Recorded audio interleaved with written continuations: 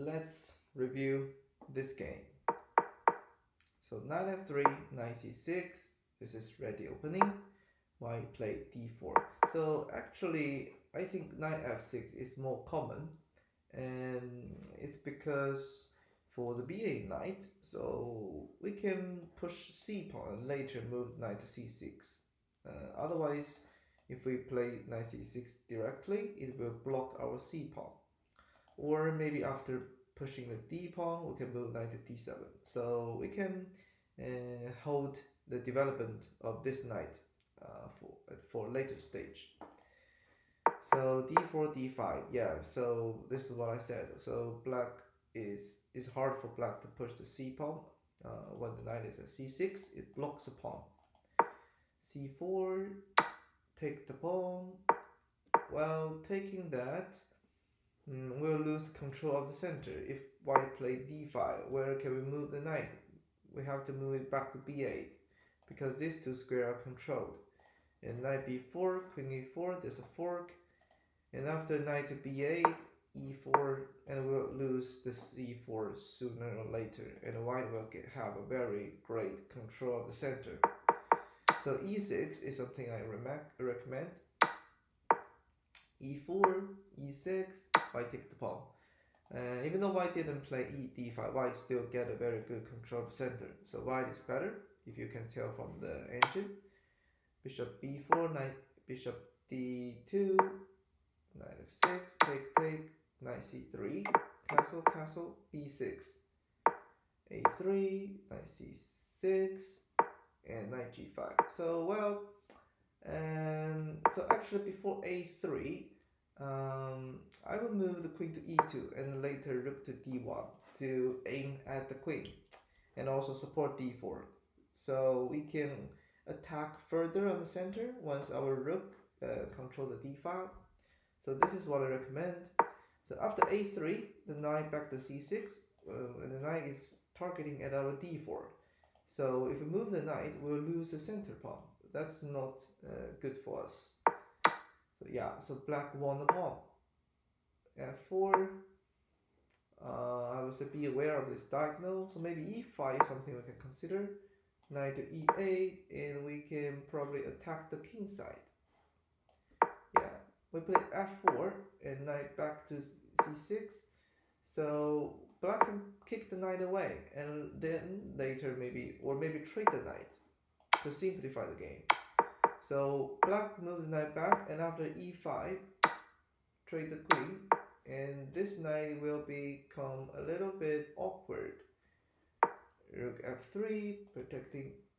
So actually rook e1 is better because we can move the knight back after h6.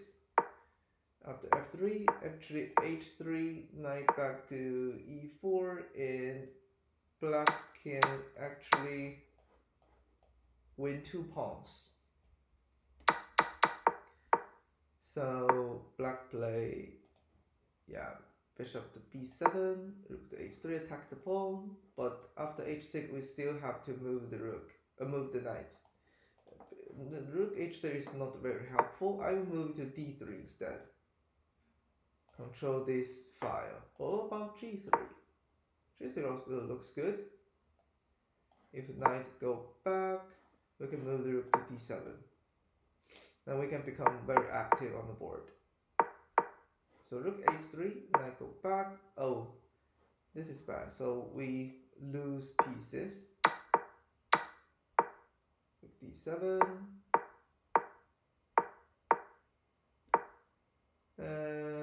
Interesting. What about?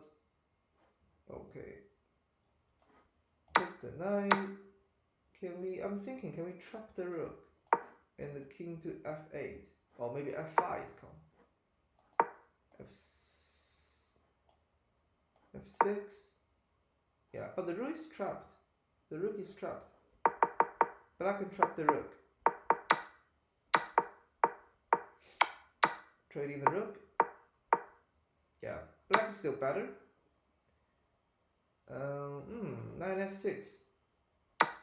So black actually have plenty of time on the clock. So we should think very carefully. Actually, knight f6 come in. the pawn is pinned. Move the king to h7 is the best move. Knight f6 is a brilliant move. Or king to f8, take.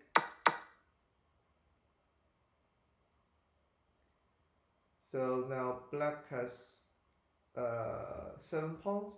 Black has up 3 pawns. The black is slightly better. a5. Yeah, I mean, what about knight to d4 to attack the pawn and being in the center? Knight d4, c5. The knight will be at center forever, and also activate the king. This is important. If we just simply push the pawn, rook c3, we will lose a pawn.